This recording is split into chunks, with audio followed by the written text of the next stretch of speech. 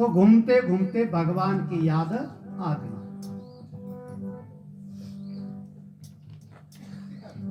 हिमालय में घूमते घूमते भगवान की याद क्यों आई?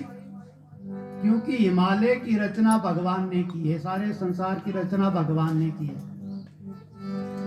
तो हिमालय की सुंदर प्रकृति को देख करके, शांत वातावरण को देख करके भगवान की याद आई। जैसे मान लो हम कहीं जाते हैं, कोई बड़ा घर है किसी का, तो उस घर को देख करके किसकी याद आएगी? जिसका घर है उसकी याद आएगी, ये उसका घर है।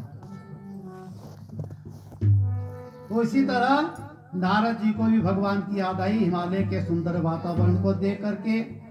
और वहां एक गुफा में, हिमगिरी गुफा, एक अति पावनी, वह समीप सुरसरी सुहावनी, वहां एक सुंदर पवित्र गुफा थी। उसके समीप गंगा की धारा बह रही थी। तो नारद जी ने वहां का जब सारा दृश्य देखा तो थोड़ी देर के लिए नारद जी सांप से मुक्त हो गए।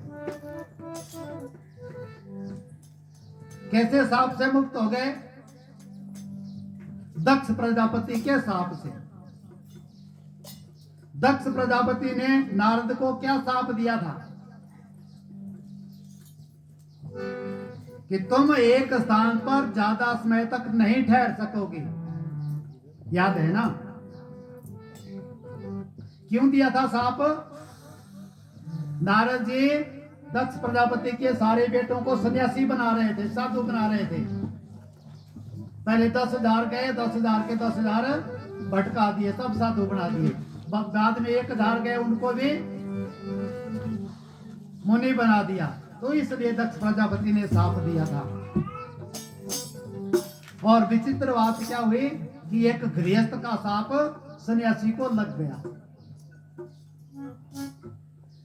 तब से नारद मुनि एक स्थान पर ज्यादा देर तक नहीं ठहरते।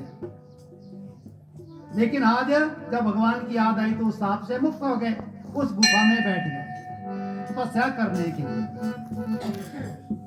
जब तपस्या करने बैठे तो भगवान का ध्यान लगाया, समाधि लग गई नारद की।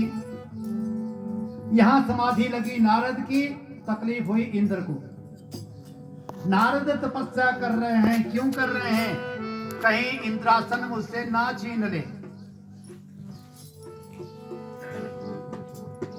इंद्र की जो कुर्सी है ना, वो पक्की नहीं है, हिलती रहती है, पता नहीं कब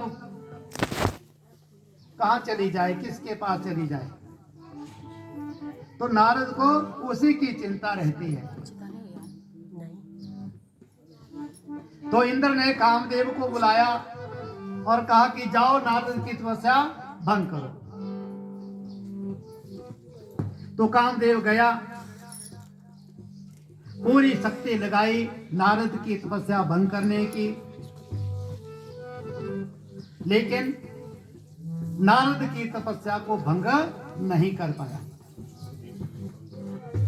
जब नारद की तपस्या भंग नहीं हुई तो कामदेव जाकर के उनके चरणों में गिर पड़ा।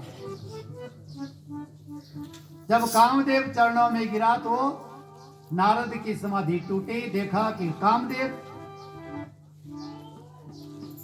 तुम मेरे पैरों पर क्यों गिरे हो? इस प्रकार बार बार क्षमा किस बात के लिए मांग रहे हो?